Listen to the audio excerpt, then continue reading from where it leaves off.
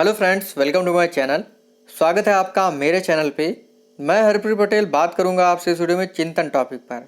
इस वीडियो में हम लोग चिंतन का अर्थ, परिभाषाएं जो कि ट्रिक से पढ़ेंगे और चिंतन के प्रकार, स्वलीय चिंतन और यथार्थवादी चिंतन। और यथार्थवादी को बांटा गया है अभिसारी, अपसारी और आलोचनात्मक चिंतन में। तो आपको पता है अभिसारी अपसारी कितना इंपॉर्टेंट है, तो वीडियो को पूरा देखिएगा। और अगर आपको वीडियो अच्छा लगे लाइक कर दीजिएगा, शेयर कर दीजिएगा। चैनल पर पहली बार आए हैं चैनल सब्सक्राइब कर लीजिएगा, बेल आइकन दबा दीजिएगा, जिससे कि आपको नई वीडियोस की नोटिफिकेशन समय से मिलती रहे। पिछले वीडियो अगर आप नहीं देखें, डिस्क्रिप्शन में आपको प्लेलिस्ट का लिंक मिल जाएगा और टेलीग्राम ग्रुप से जुड़ जाइएगा, जिससे आप PDF डाउनलोड कर सकते हैं मेरे नोट्स की। तो शुरू करते हैं आज का अपना टॉपिक, चिंतन यानी थिंकिंग। तो शुरू करते हैं अपना चैप्टर चिंतन यानी थिंकिंग। जानेंगे सबसे पहले अर्थ के बारे में। चिंतन एक ऐसी मानसिक क्रिया है जिसके माध्यम से समस्या समाधान किया जाता है। चिंतन सभी प्राणी करते हैं, चाहे वो मनुष्य हो या जानवर। तो कह सकते हैं कि चाहे मनुष्य हो या जानवर हो, समस्या समाधान के लिए जो भी मानसिक क्रिया करता है वो होता है चिंतन। आगे लिखा गया है, समस्या और समस्या समाधान के बीच की मानसिक क्रिया चिंतन कहलाती है। उदाहरण देता हूँ मैं आपको। जैसे मान लीजिए कोई सवाल दिया गया है 4+5, ये क्या है? ये प्रॉब्लम है। और समस्या समाधान यानी 9 उत्तर लाने के लिए इसके बीच में जोड़ की मानसिक क्रिया की गई। तो समस्या और समस्या समाधान के बीच की मानसिक क्रिया थिंकिंग कहलाती है, या कह सकते हैं चिंतन कहलाती है। तो मेनली चिंतन क्या है? समस्या समाधान के लिए किया जाने वाला मानसिक प्रयास जो है चिंतन होता है। तो लिखा है, चिंतन को देखा नहीं जा सकता है, इसे हम व्यवहार के आधार पर परोक्ष रूप से जान सकते हैं। इसी वजह से चिंतन को अव्यक्त मानसिक प्रक्रिया भी कहते हैं। देखिए, चिंतन जो है, क्या आप किसी के दिमाग में घुसकर जान जाते हैं कि आपके सामने वाला जो व्यक्ति है चिंतन कर रहा है? और जो भी व्यक्ति आपके सामने होता है, जिस प्रकार का वो व्यवहार करता है, आप समझ पाते हैं किस प्रकार का चिंतन कर सकता है या कर रहा है। तो चिंतन जो है दिखाई नहीं देता है, इसी वजह से इसे अव्यक्त मानसिक प्रक्रिया भी कहते हैं। अब जानेंगे परिभाषाओं को ट्रिक के माध्यम से। वीडियो को पूरा देखिएगा और वीडियो आपको अच्छा लगेगा और आपको समझ में भी आएगा। देखिए, परिभाषाएं हैं और बहुत ही महत्वपूर्ण परिभाषाएं हैं। पहली परिभाषा है सिल्वरमैन की। ये कहते हैं, चिंतन एक ऐसी मानसिक प्रक्रिया है जो हम लोगों को उद्दीपन तथा घटनाओं के प्रतीकात्मक चित्रण द्वारा किसी समस्या का समाधान करने में मदद करता है।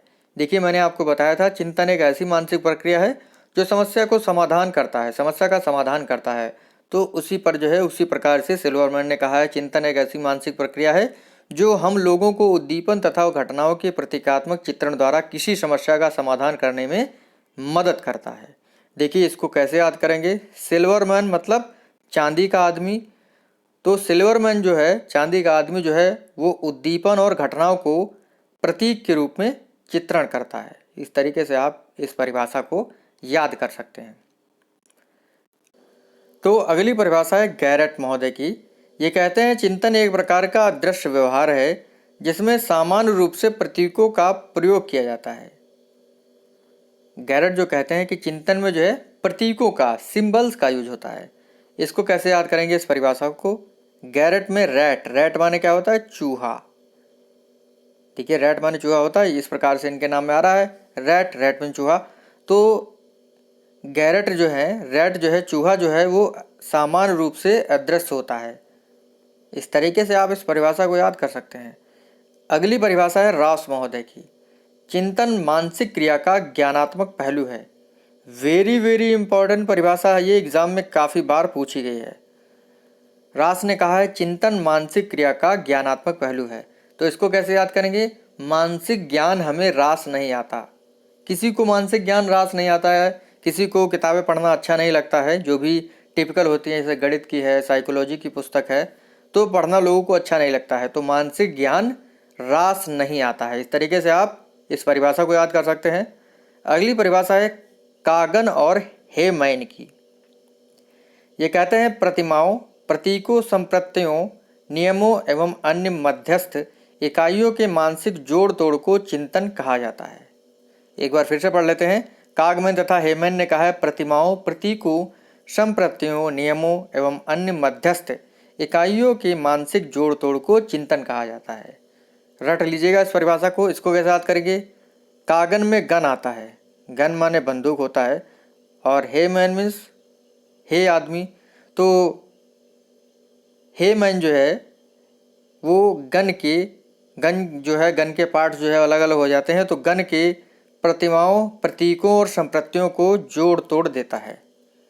हे मैन जो है कागन मतलब गन के पार्ट्स को यानी प्रतिमाओं को, प्रतीकों को, संप्रतियों को जोड़ तोड़ देता है। इस तरीके से आप लोग इसे ध्यान रखिएगा। चिंतन एक अप्रकट व्यवहार है, यानी चिंतन दिखाई नहीं देता है, जिसकी वजह से ये अप्रकट व्यवहार है। और चिंतन में जो है प्रतिमाओं, प्रतीकों और संप्रतियों का प्रयोग होता है। इस चीज़ को आप लोग ध्यान रखिएगा। और भी एक बात ध्यान रखिएगा, चिंतन जो है वो मध्यस्थ प्रक्रिया है, ठीक है, मीडिएट प्रोसेसिंग है। जैसे मान लीजिए समस्या और समाधान के बीच जो है एक मध्यस्थ प्रोसेस तो होती है, तो जो चिंतन है वो मध्यस्थ प्रक्रिया है, ठीक है। तो ये होती हैं परिभाषाएं और अर्थ। आगे बढ़ते हैं, जानेंगे चिंतन का स्वरूप, चिंतन का, थिंकिंग का नेचर क्या है। देखिए हम्प्रे के अकॉर्डिंग, हम्प्रे ने चिंतन के स्वरूप को बताने के लिए निम्नलिखित तथ्य बताए हैं। ये कहते हैं चिंतन समस्या आने पर प्रारंभ होता है। जैसे ही आपके सामने कोई प्रॉब्लम आती है, आप जो है थिंकिंग करना स्टार्ट कर देते हैं, सोचना प्रारंभ कर देते हैं। चिंतन में पूर्व अनुभव सम्मिलित होते हैं। देखिए थिंकिंग में पूर्व अनुभव सम्मिलित होते हैं। अगर आपके सामने कोई समस्या आ जाती है जो पुरानी समस्या से मिली जुली हुई होती है, तो आप पुराने अनुभव भी यूज कर लेते हैं। चिंतन में भाषा का काफ़ी महत्व होता है। अगर आप टेंशन में होते हैं, कुछ सोच रहे होते हैं, तो अपने मन में ही बोलने लगते हैं। तो चिंतन में भाषा का काफ़ी महत्व होता है। अगला है, चिंतन में प्रतीक और प्रतिमाओं का प्रयोग होता है। चिंतन में जो है प्रतीक और प्रतिमाओं का प्रयोग होता है। इस चीज़ को आप लोग ध्यान रखिएगा। तो ये होता है हमारा चिंतन का स्वरूप। आगे जानेंगे चिंतन के प्रकार। बहुत ही महत्वपूर्ण पॉइंट है आपके लिए। देखिए जिम्बार्डो तथा रुक ने चिंतन को दो भागों में बांटा हुआ है। स्वली चिंतन, आवष्टिक थिंकिंग, और यथार्थवादी चिंतन यानी रियलिस्टिक थिंकिंग। तो इनको पढ़ेंगे, बहुत ही महत्वपूर्ण है ये, क्योंकि यथार्थवादी चिंतन को अभिसारी, अपसारी और आलोचनात्मक चिंतन में बांटा जाता है, जो एग्ज़ाम में काफ़ी बार पूछा भी जाता है। तो वीडियो को पूरा देखिएगा, लाइक कर दीजिएगा अगर आपको वीडियो अच्छा लगे। देखिए स्वली चिंतन क्या होता है, सबसे पहले इसको जानेंगे, यानी आवष्टिक चिंतन क्या होता है। काल्पनिक विचारों और इच्छाओं की अभिव्यक्ति करता है स्वली चिंतन। स्वप्न, स्वप्न चित्र और अभिलाषा कल्पित चिंतन आदि सभी स्वली चिंतन के उदाहरण होते हैं। खास बात इसमें यह है कि इसमें समस्या का समाधान नहीं हो पाता है, जो स्वली चिंतन होता है। देखिए स्वली चिंतन जो होता है वो स्वप्न पर आधारित होता है, कल्पनाओं पर आधारित होता है और इच्छाओं पर आधारित होता है। जैसे आप इंटर पास कर लेते हैं, आप सोचते हैं कि हमारे पास फरारी कार होगी, एप्पल का आईफोन होगा, एप्पल का लैपटॉप होगा, हमारे पास आईफोन होगा, और अच्छे अच्छे जूते होंगे, अच्छे अच्छे कपड़े होंगे, अच्छे अच्छी बाइक्स होंगी, अच्छी अच्छी कार होंगी।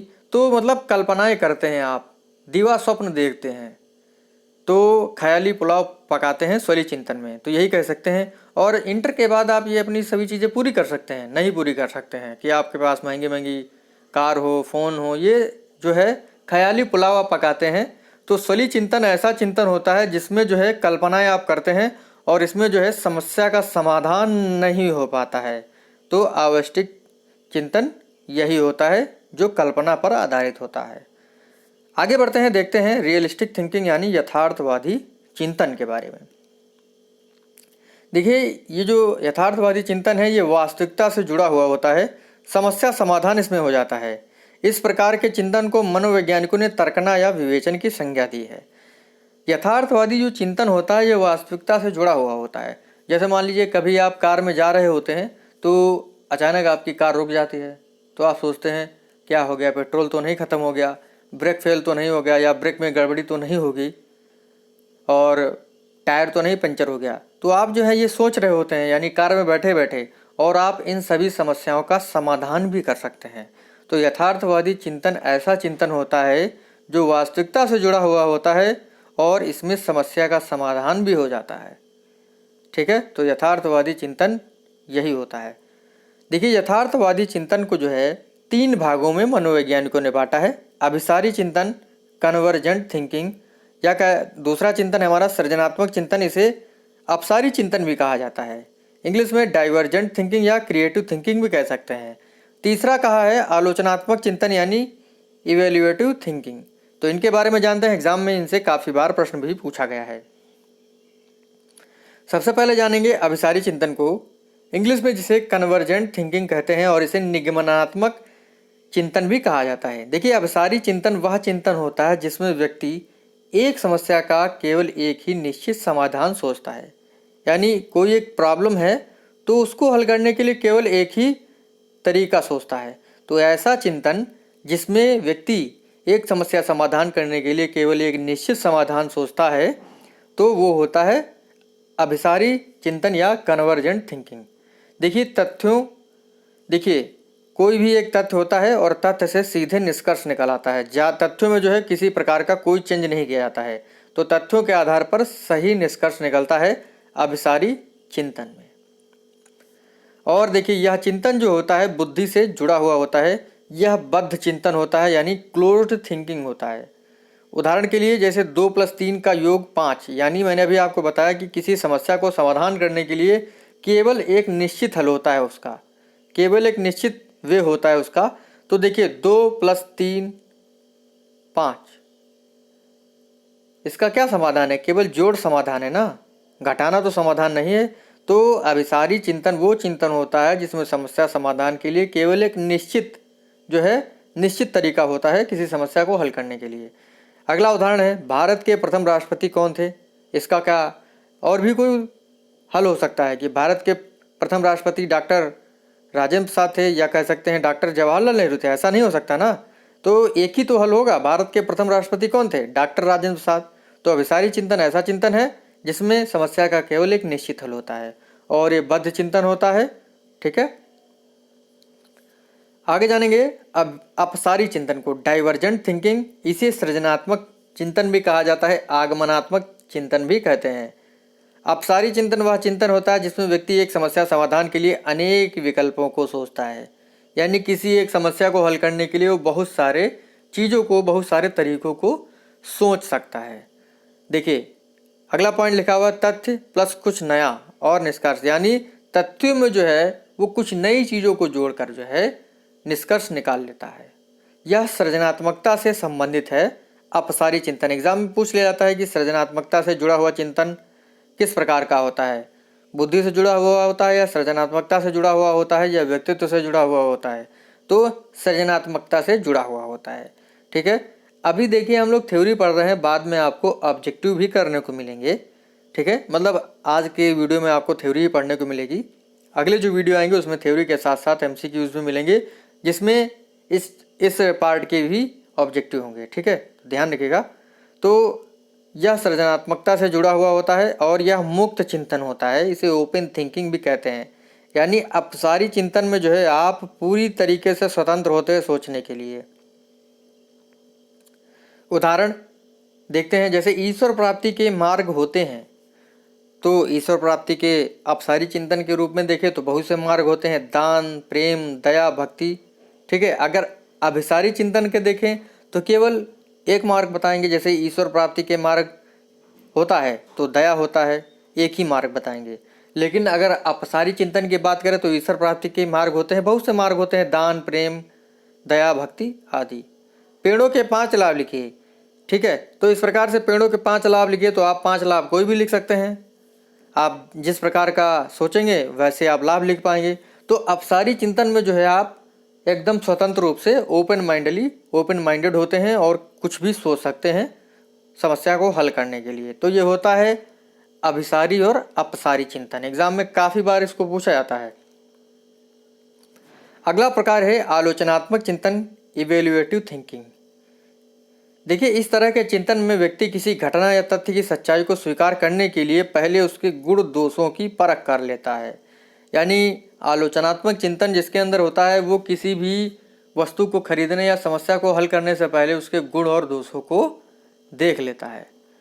ठीक है, तो आप समझ गए होंगे आलोचनात्मक चिंतन को। और आलोचनात्मक चिंतन जिसके अंदर नहीं होता है वो वस्तुओं के गुण और दोषों को अच्छे से नहीं जान पाता है, और जिसके अंदर होता है वो समस्या को अच्छी तरीके से जान पाता है। जैसे आप मार्केट में सब्जी लेने जाते हैं, अगर आपके अंदर जो है इवेल्युएटिव थिंकिंग नहीं होगी तो आप जो है बाज़ार में जो सब्जी बेचने वाला होगा उससे कहेंगे भैया भिंडी दे दीजिए हमें, और आपको पता ही नहीं है कि उसके गुण क्या होते हैं, कौन सी भिंडी अच्छी होती है, कौन सी भिंडी ख़राब होती है।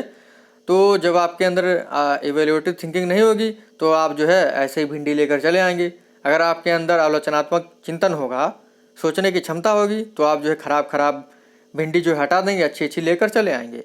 तो आलोचनात्मक चिंतन जो है ये गुण और दोषों की परख पर आधारित होता है। तो इस प्रकार से आज का हमारा जो टॉपिक था समाप्त होता है, और मिलेंगे आपसे अगले वीडियो में। चिंतन के साधन और भी जो टॉपिक होंगे उनको कवर करेंगे अगले वीडियो में। तो अगर आपको वीडियो अच्छा लगे लाइक कर दीजिएगा, शेयर कर दीजिएगा। मिलते हैं आपसे अगले वीडियो में। थैंक यू फ्रेंड्स, धन्यवाद।